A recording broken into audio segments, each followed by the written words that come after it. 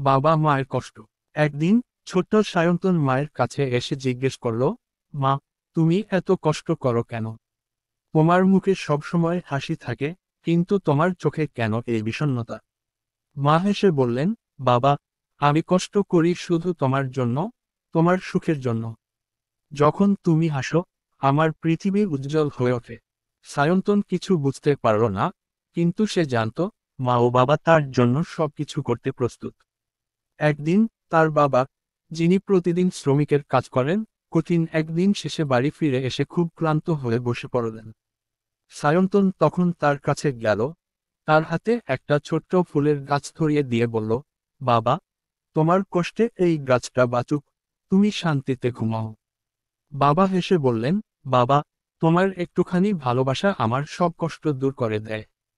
তুমি বড় হয়ে গেলে, তখন তুমি বুঝতে পারবে মা বাবার কষ্ট কিভাবে এক চিরন্তন ভালোবাসায় পরিণত হয়।